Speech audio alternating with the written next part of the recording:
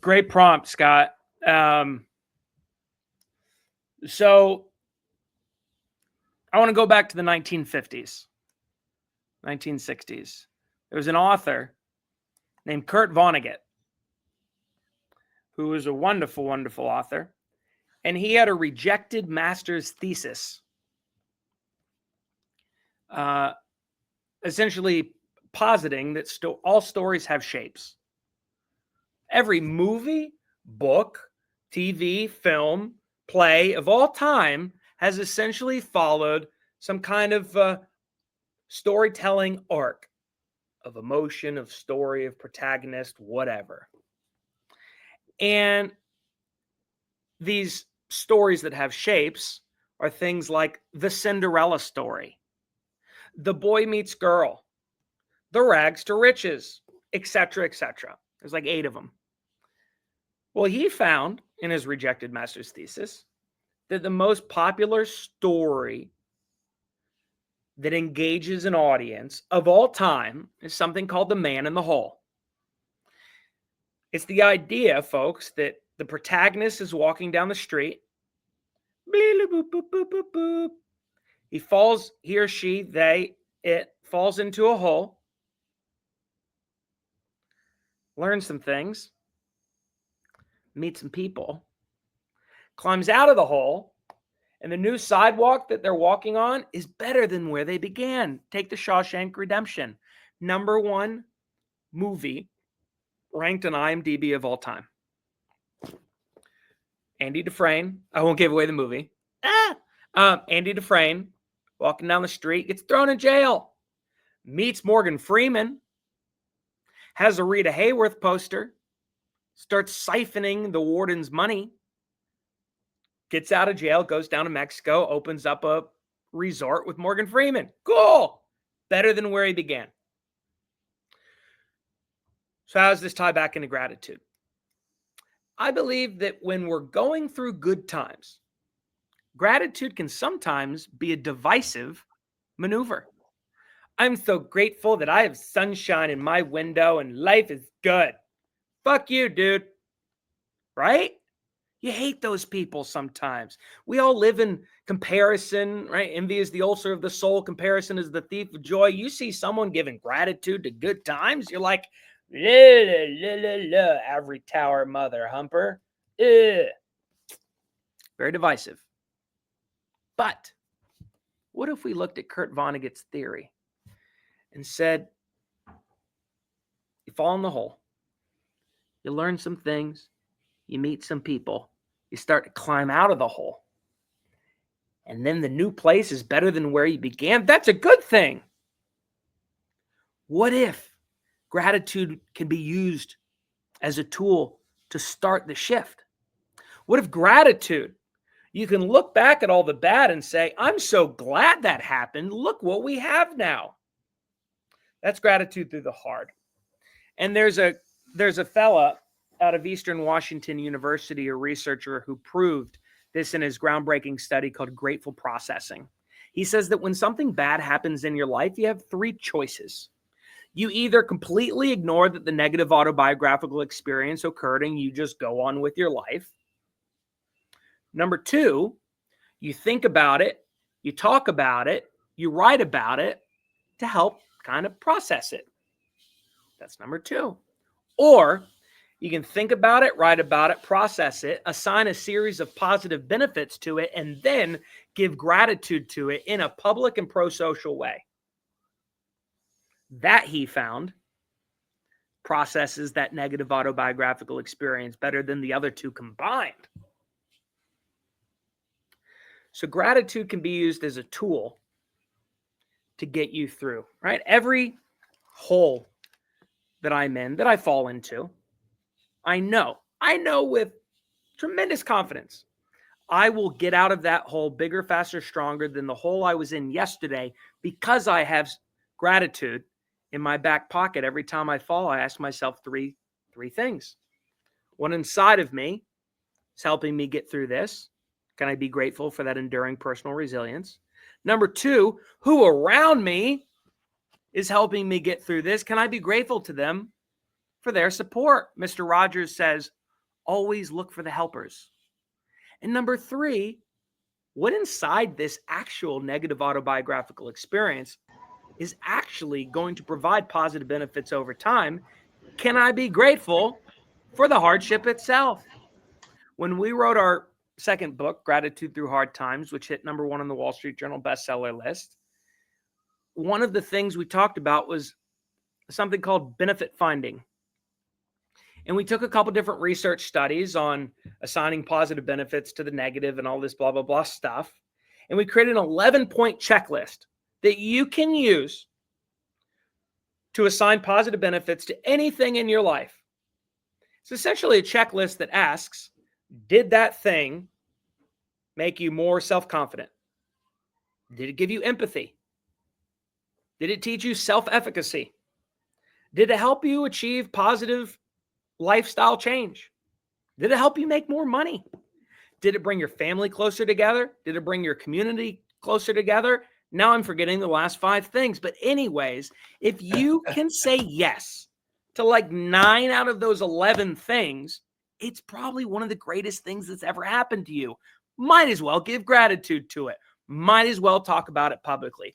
Not in a victim mindset, woe is me, kind of thing, but like, hey, this shit occurred. Look what I did with it. You tell that story, that's the man in the whole journey. You can sell anything you want. You can connect to anybody you need. You can do anything you want to do with that model.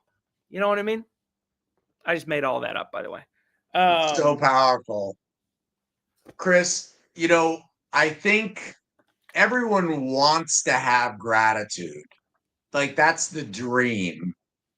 And what I've found with most dreams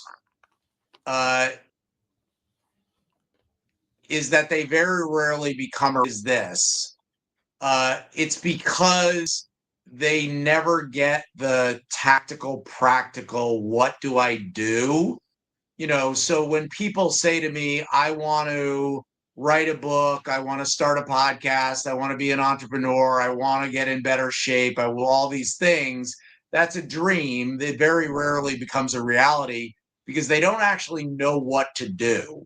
So if people want to start to live a more grateful life and have more gratitude in their life at a tactical, practical level, and I know that you'll say, I think you're going to start small, but like, give us what are the things that people should do to start to exercise that gratitude muscle? Phenomenal.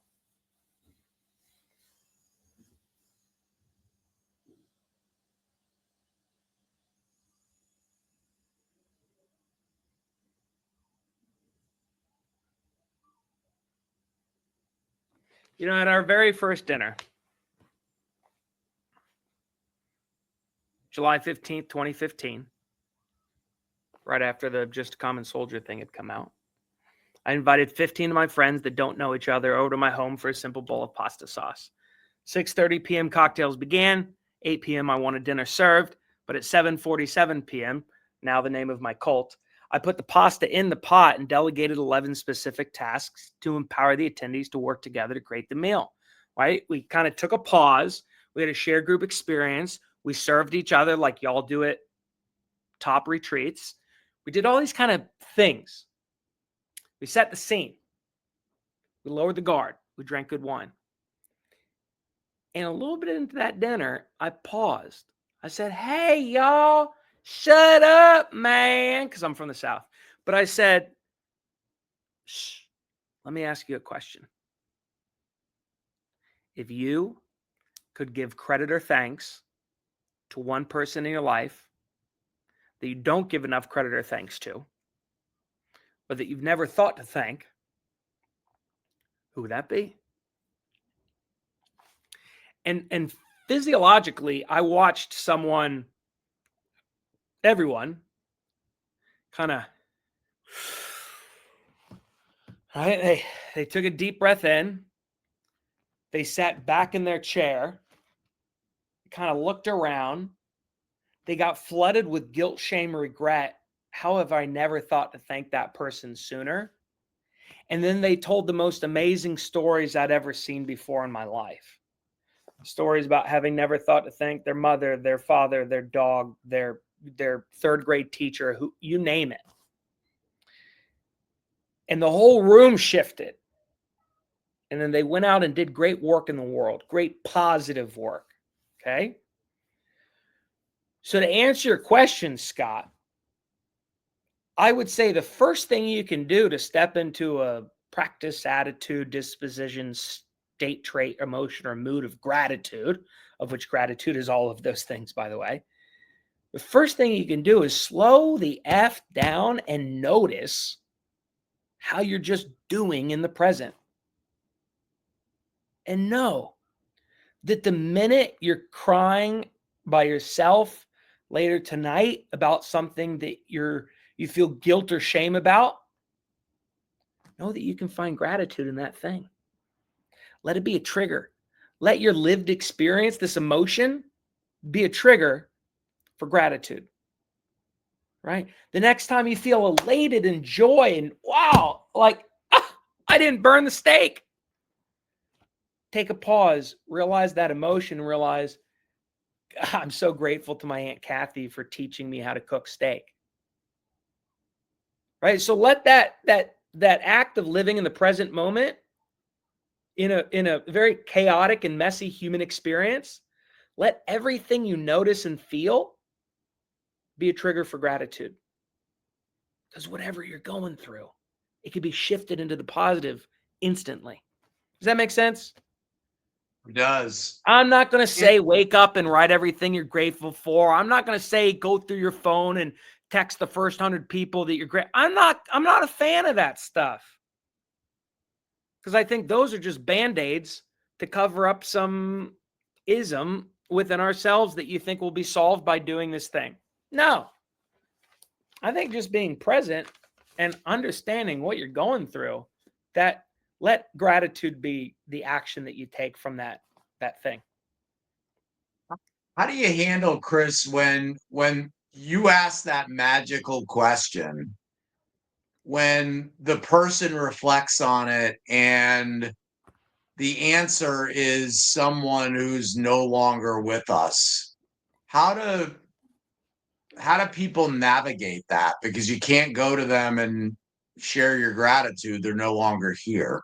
Great question. Two answers, Lori and Andrew. So first question is, there's a friend of mine, Lori Kornmesser, whose dad just passed away 2 days ago. And she's meant a lot to me personally and professionally. We've done a lot of great work for a lot of great companies together. Big, big, big referral source of ours. She's moved mountains because she believes in gratitude at a corporate level. Anyways, I sent her an audio note and I said, Lori, if you could give gratitude to your dad in a way you never gave to him when he was alive, what would it be? And B, if you could carry forth a part of your dad in your leadership, parenting, or just human way of living tomorrow, what would that look like? If you read the post announcing to the world that her father has passed from yesterday on Instagram and LinkedIn and Facebook, she answers my two questions. It's the idea of saying you may not be able to give it back, but you can pay it forward. You can bring to the world what they've always wanted to bring to the world, and you do it in their honor. That's the first answer. The second answer goes back to early 2024. It's February, March. I really don't know why I don't know this date. I'm actually, asked Nadine, I'm insanely good at dates. And I'm proud to be good at dates, but I don't know this date, but I was having a tough time. I've been battling a concussion. I've had good days and bad days by that point. And I kind of didn't know what tomorrow may bring. I have a long history of non-suicidal self-injury, multiple stints in rehab, lifelong depression. I'm certainly not a cured man. I'm a broken man on this call right now, even though I'm the gratitude guy, gratitude daddy, if you want to get kinky with it. But I did not know what tomorrow may bring. And I called my dad and I said, Dad, I'm in a freaking rut. And he said, why don't you step outside your own emotions and step into other people's lives? I said, like what? He said, just go give people gratitude. I said, really? How? He said, pick up your phone, go to the letter A, shoot someone a text, tell them you love them. Tell them, as Matt Immersion says, you matter. Or Scott's treadmill videos, I'm thinking of you, pal. Just do that. And I'm like, all right. So I get to A, Adam. A, Arkansas. I don't know A names. I get to my friend Andrew Brennan. Andrew Brennan first came to our dinner table when we were just a bowl of pasta sauce and we called ourselves #dinner with friends. So early on. So early on. And Andrew looked at us putting the pasta in the pot at 7:47 p.m. every night and said, why don't you give your stuff a name? Why don't you call it 747 Club? So we thought we were building a little supper club. I said, all right, sounds good. So he gave us our name. And then he took his life 2 years ago. And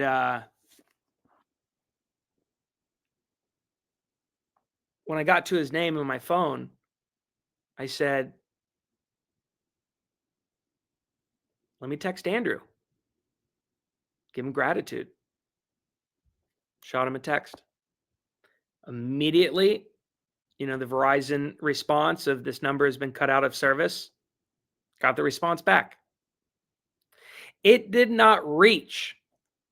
I was secretly hoping his mom might still have his phone number activated and she would read it. It did not reach the end recipient physically, but cosmically, right? I'm not religious, but I think this is all connected somehow. Can't put my finger on it. Andrew got it.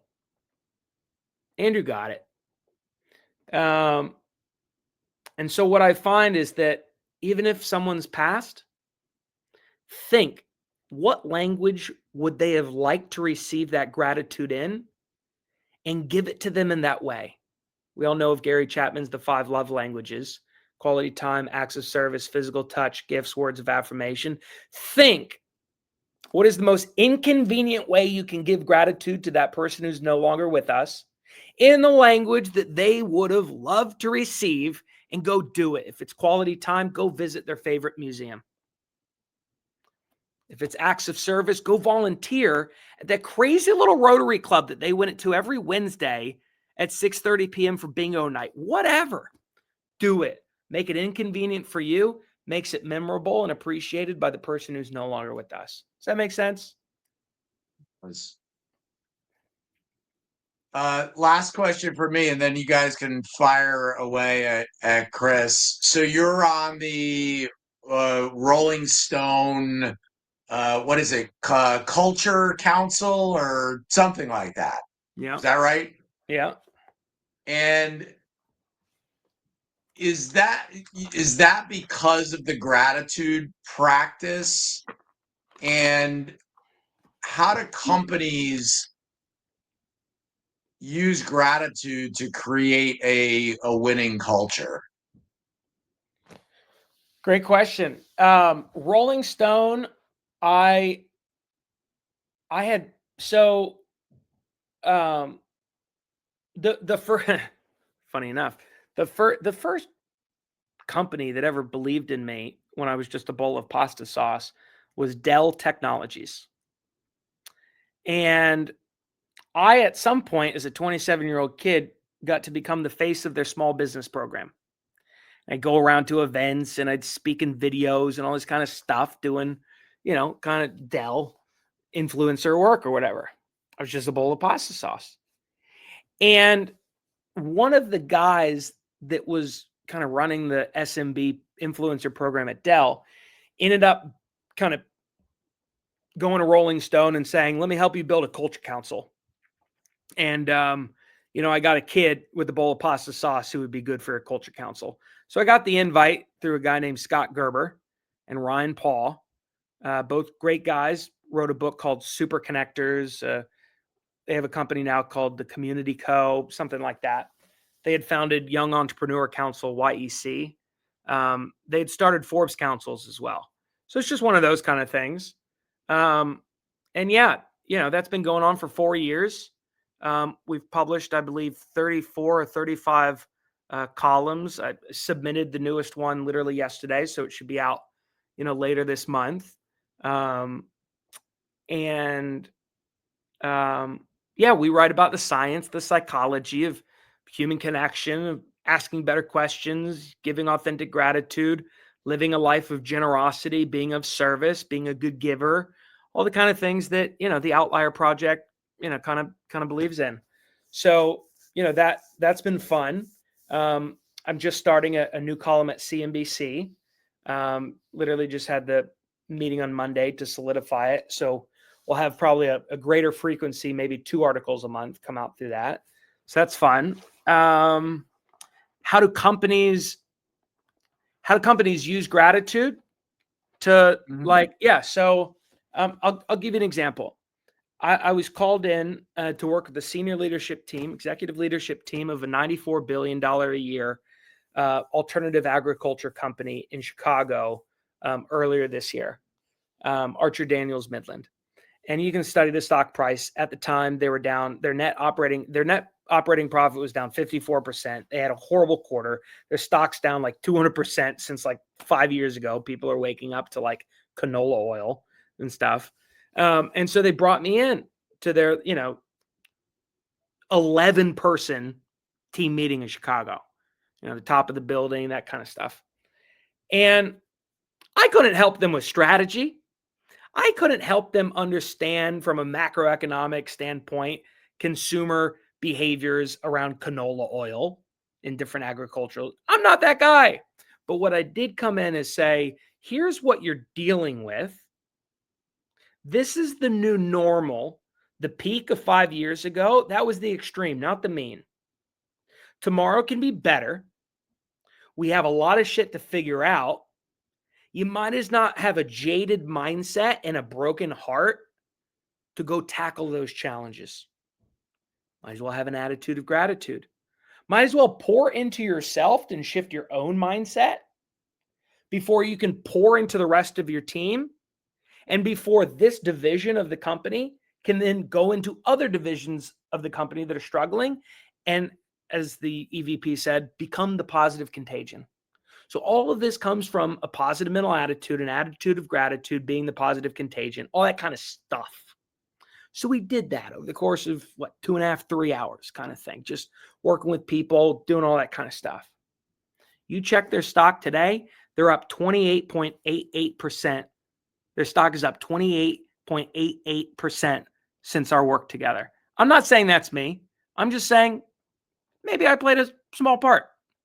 If you're going to solve great challenges and you got to do big, multi-generational work, might as well not be jaded about it. Might as well have like a inspired, optimistic, hopeful kind of things. And that's a lot of the work that we've done for some of the world's largest companies, Microsoft, Google, IBM, Dell, United States government, Ferrari, all that kind of good stuff. Megan has a wonderful history at Salesforce. I remember I was invited by Tiffany Bova to do the Salesforce Be Well series during the pandemic. Again, I was just a bowl of pasta sauce in my backyard in Chelsea, but we had a wonderful time meeting so many of your amazing internal stakeholders. She was in comms at Salesforce for a long time, and Microsoft, etc. But so yeah, does that answer it, Scott? Yeah, 100%, 100%. All right, guys, I'm ceding the floor to you guys. So anything you want to ask Chris, fire away. He's an open book. Who's first? I can't see who's number one. So whoever's number one, go ahead. I am. It's Rich Keller. Oh, nice. What's up, man? All right, Chris. It's finally nice to meet you. I've been following you for a long time. I want to just make a comment. Last night, I was supposed to make a Shiva call, Somebody passed away from years ago. I went to camp and I was friends with the 3 siblings, and I haven't seen them in over 40 years. And this man, the father, passed away. And he just touched me from visiting day when I was 12 or 13. He's always answered my Facebook posts, and he died unexpectedly. And last night there was torrential downpour in Jersey. And my wife said to me, "Do you really need to go?" And I got to tell you, Chris, I thought about you. True story. I thought about your gratitude question because I've been following you, and I'm like, who would you give gratitude if you could? And honestly, I felt like I had to go last night. And I drove through the rain, took me 2 hours, and I can't tell you how excited I was to be there.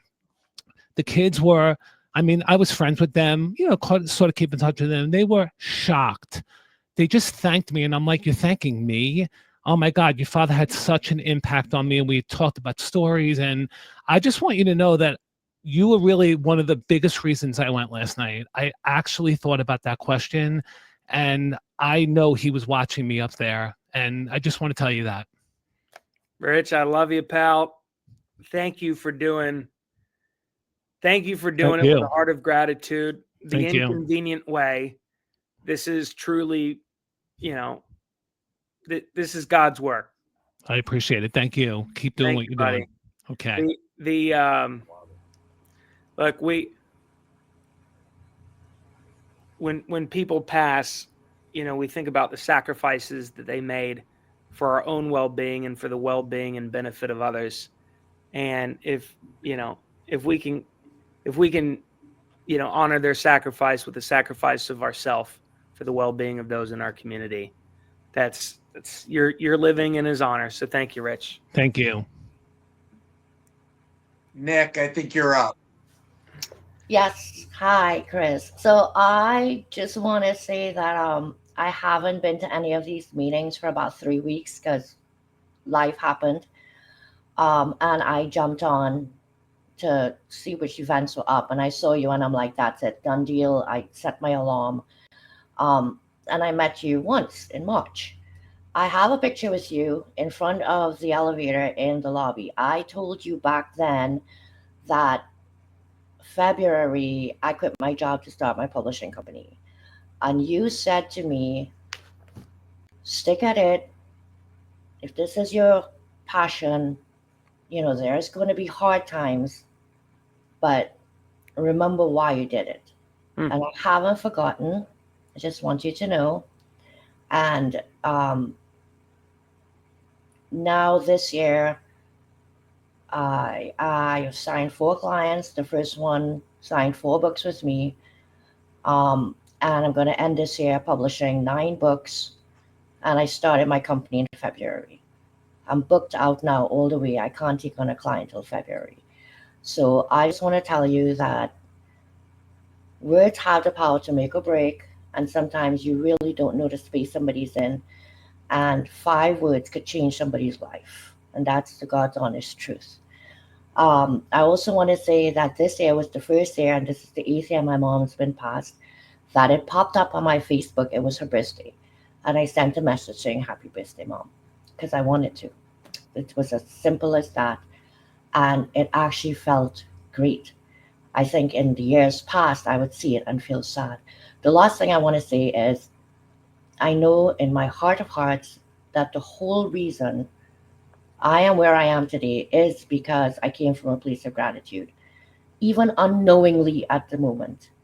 A few years ago, I fell in my job. 5 months into a new job, I was egotistical. I'll tell you right now. I got that damn operations manager title that I was fighting for, and fell on a hardwood floor and broke my damn left kneecap in 4 places. Okay? 5 months into a new job with that position, with all male mechanics under you, you do not want to be out of work. I was out of work for 3 months. I turned to LinkedIn and documented my whole recovery. I built such a strong community on there.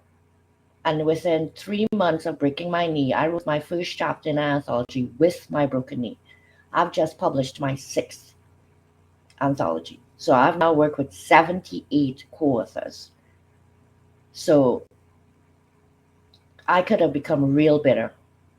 And I did it for a selfish reason. I knew with my bipolarness and depression, I will fall into deep depression, being stuck in my house because I couldn't even step out the door with my broken knee.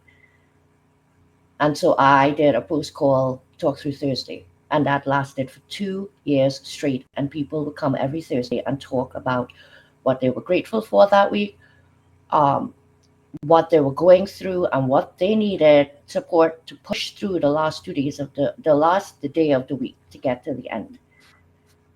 So Thank you for I doing just wanted to. I shared a lot. Sorry I took up so much time. No, this is your call. This is your community. This is amazing. Thank Nick, you. thank Thank you. you, Nick. Appreciate it. And the impact that Chris makes on all of us is huge. Randy Ostrow, and then we're going to Jared, and then we're going to Tegan. So I'm going to follow Rich and Nick and not ask a question. I'm just going to say something because I don't think any of them asked the question yet.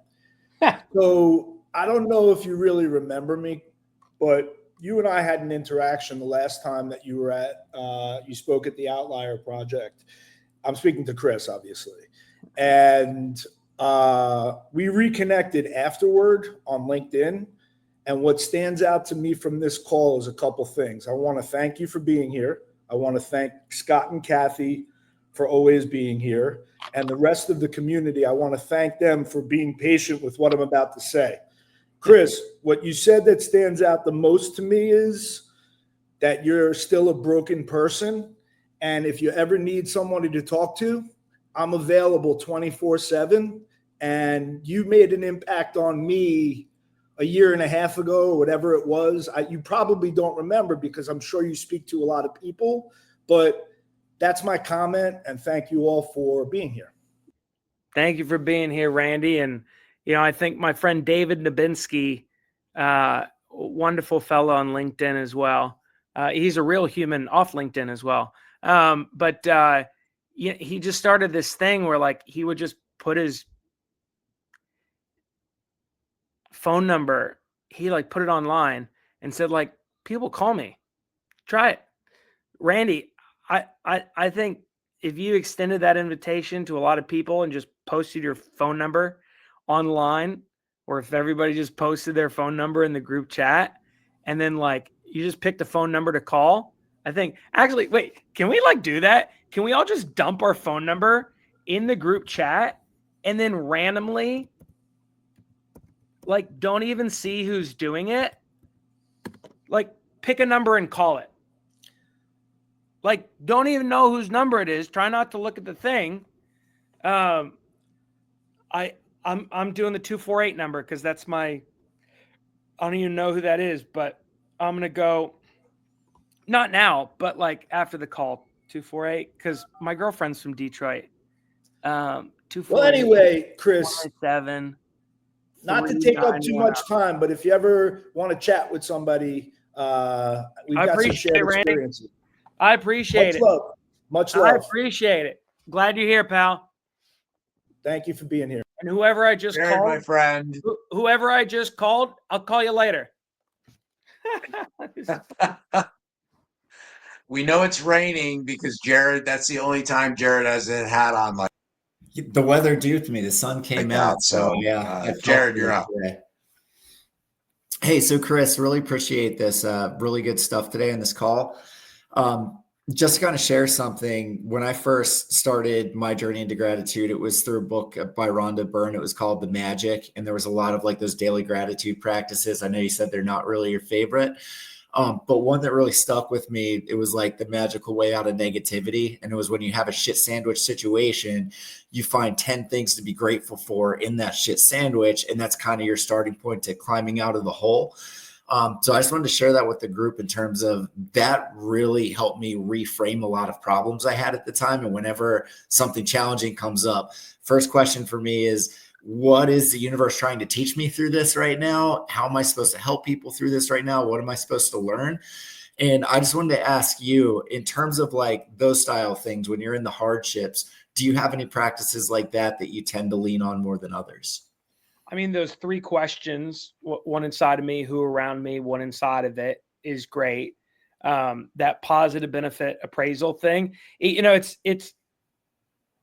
I I wish I had taken dialectical behavioral therapy before I even wrote my second book. But DBT is a style of therapy, which is like tactical skills-based therapy training kind of things. And they're teaching either interpersonal effectiveness, emotion regulation, distress tolerance, or mindfulness. And within distress tolerance or emotion regulate, one of the two, is a thing called check the facts. And you can just research like DBT, check the facts. When something happens, I got to like step back and check the facts. Like, is this thing like, is my house on fire? No. Am I going to get fired from my own company? No. Am I about to take a knife to my arm like I've done before? No. Okay, well then we could probably get through this. And it really kind of like takes the emotion out of it so that I can actually like problem solve from like a logical standpoint. Gratitude kind of does that. Like, imagine practicing gratitude and then doing really hard problem solving thing and then ending with gratitude. I mean, that's a gratitude sandwich. We write about it in our book. Yeah, Anthony's literally, emotional intelligence and action, by the way, you should go and take his 15-second emotional intelligence insights thing and then do a cool call with him because he's a really great question asker. Great question, Jared. Awesome. Thank you, Chris. Deegan, you're up. Hey, Chris. So nice to meet you. Hey, everybody else.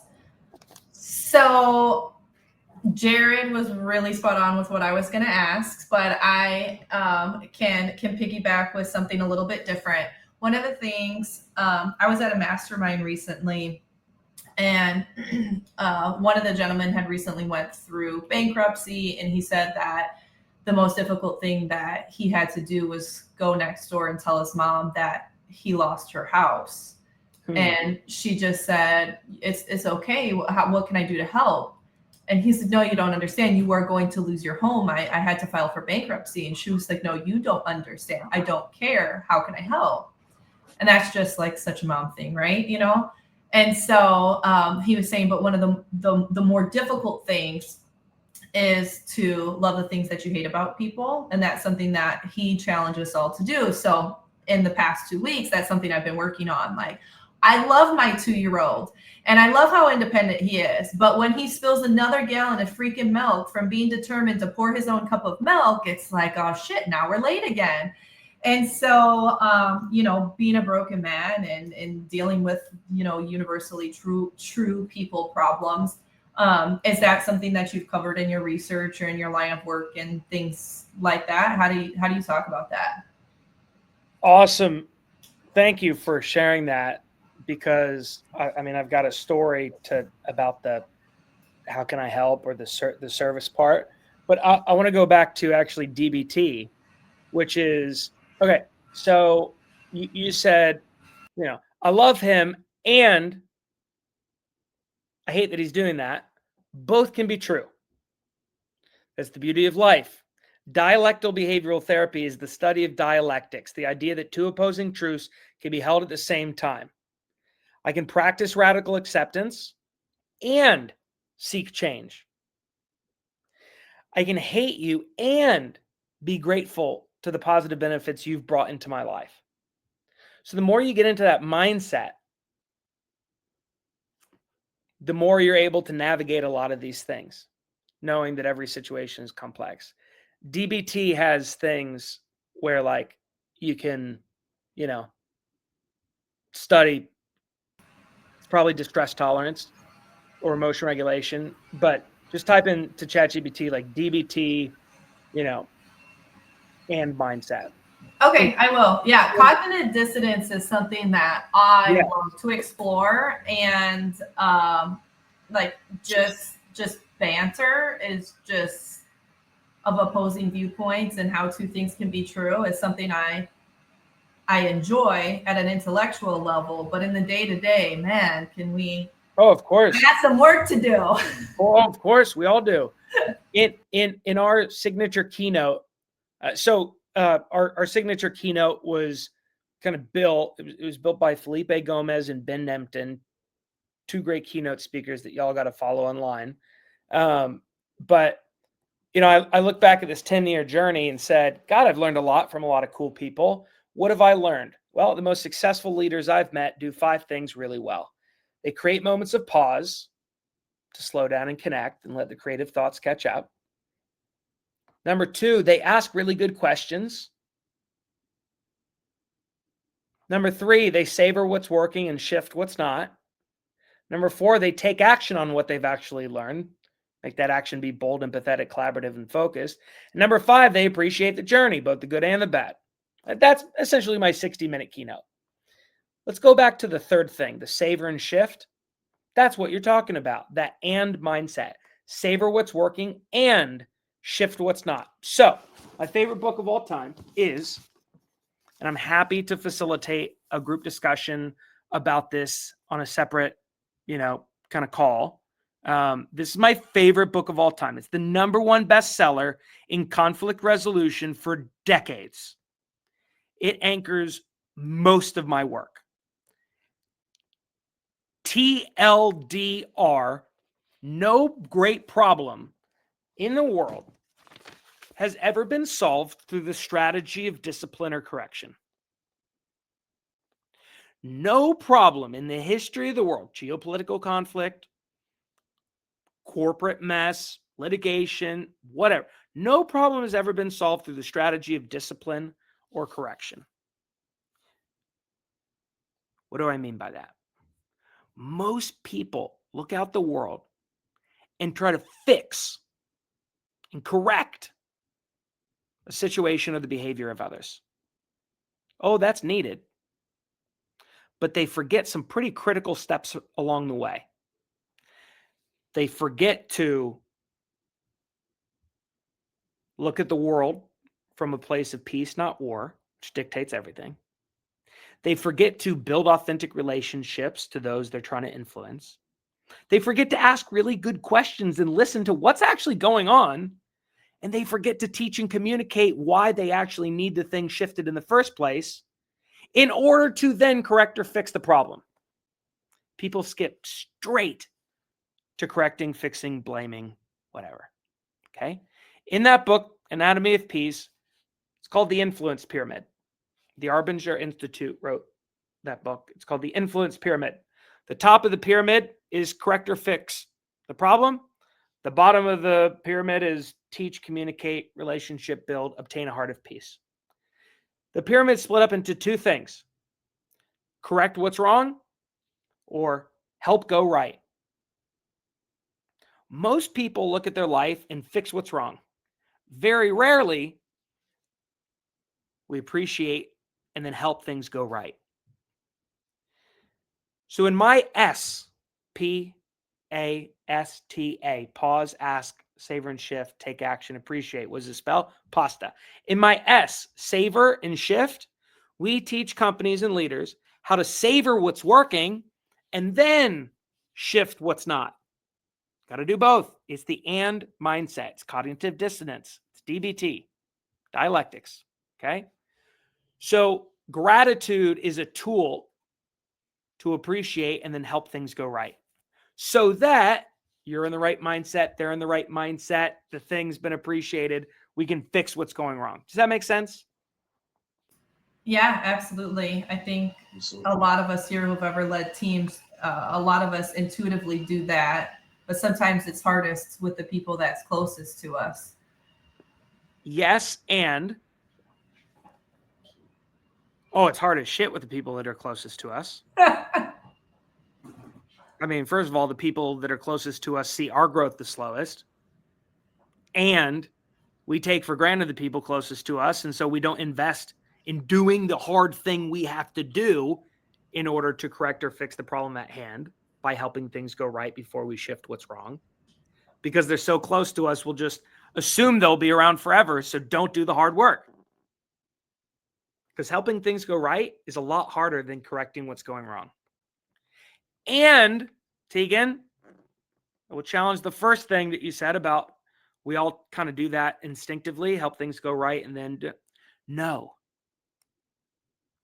I think you happen to be surrounded by really great leaders who do that instinctively. The majority of the world doesn't. The majority of the world does not do instinctively what you do so well. It's so facto why you're in this community, filled with great people who do the right things well and instinctively. Yep. No. Yes. Sorry, I couldn't. Chris, can we sneak Ivor in as our cleanup hitter? Oh yeah, I mean, I'm hanging. Ivor, you're up. Thanks. Thank you, Chris. That was really amazing and always so important to bring the gratitude into our daily life. My question for you, just as a preface, the company I work with is all about building cultures of health and well-being for companies. And we do that through a process, and we have people that guide them from the medical community and the health community.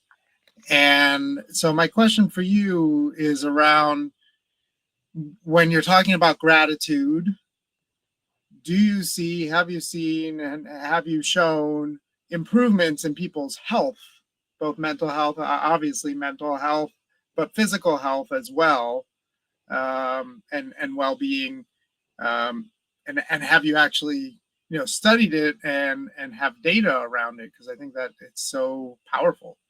Yes. Thank you for the work you're doing. Gratitude, according to the UC Davis, I'm going to butcher it, School of blah, blah, blah.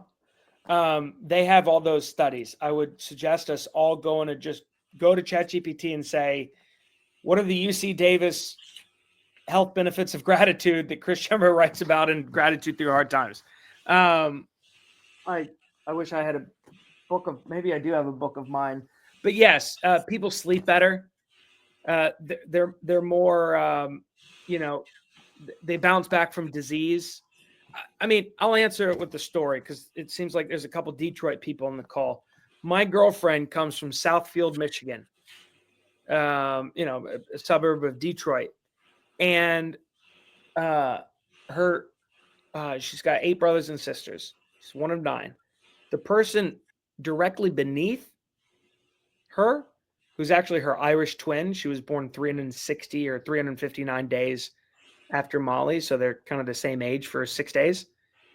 She was born with spina bifida, Chiari malformation, and has had over 100 surgeries, including cancer and bone marrow transplant in her life.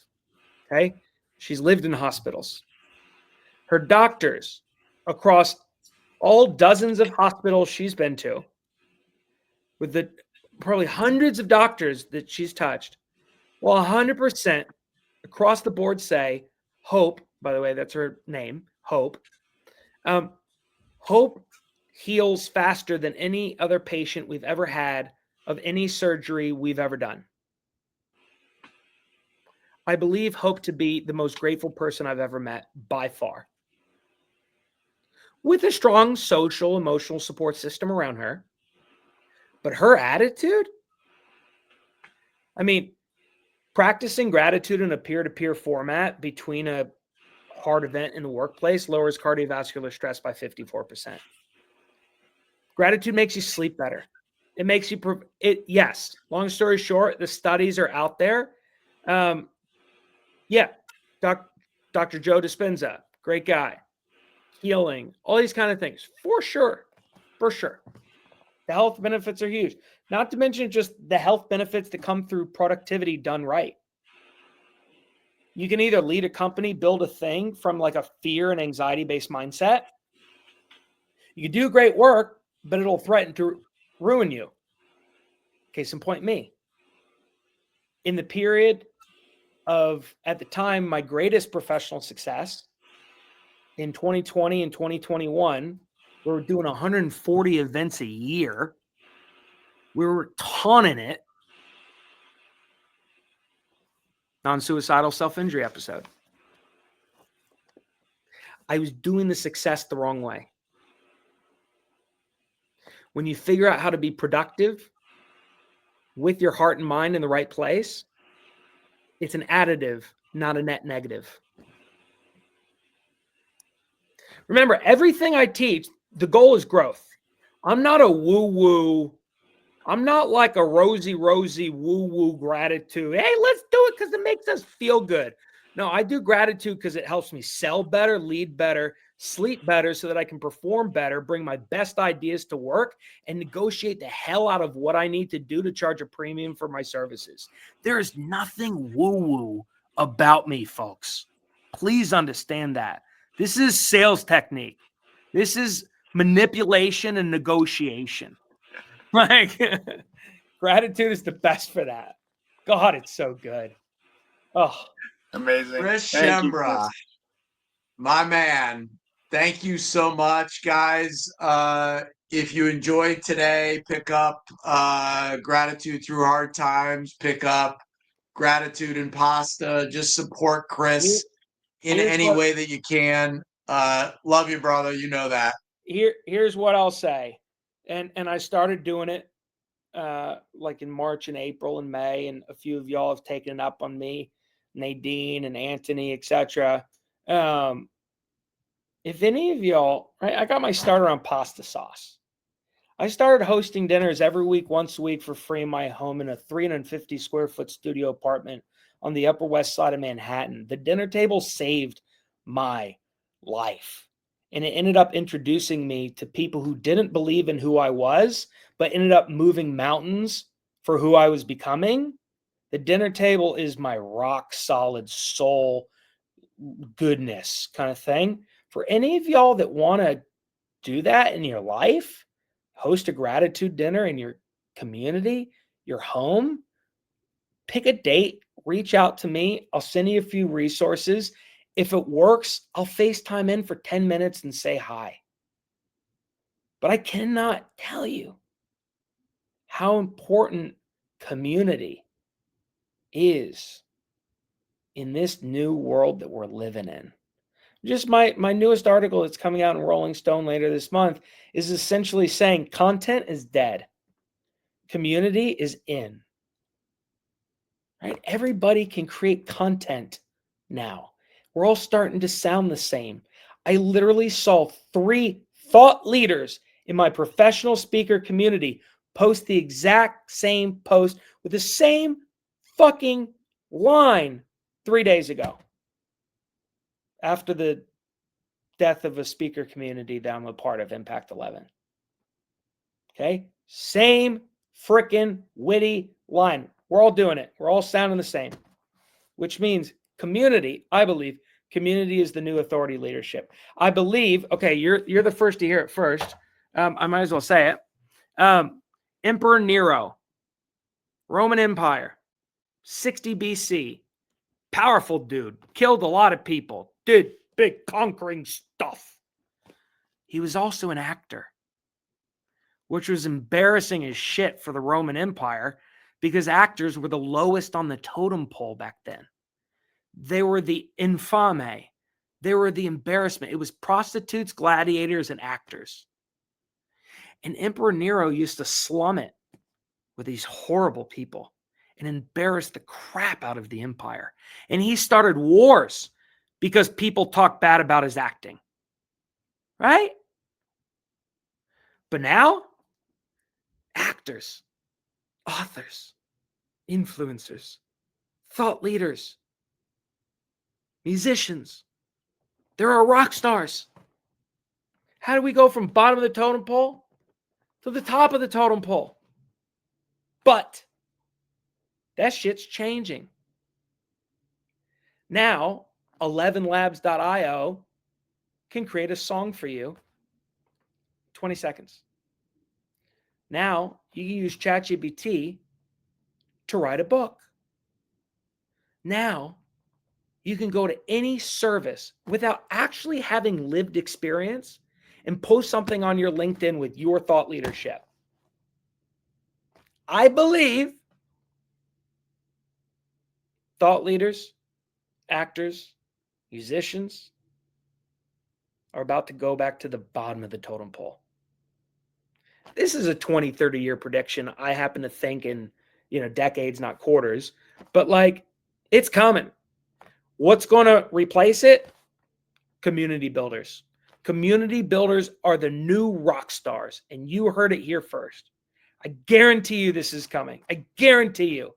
People who have the ability to create spaces where people are able to have the conversations in private, not in public discourse, because there's no value in what's being said in public. Everybody's got access to it.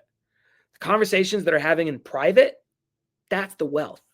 That's the authority, right? So keep that in mind as you're doing all this. There's a lot of community builders on this call, but if you haven't taken your first step yet, do it. Do it. So good, my friend. Thank you so much. Enjoy the rest of your time in Hilton Head, and we'll catch up soon, my friend. Thank you, everybody. Thanks, Chris.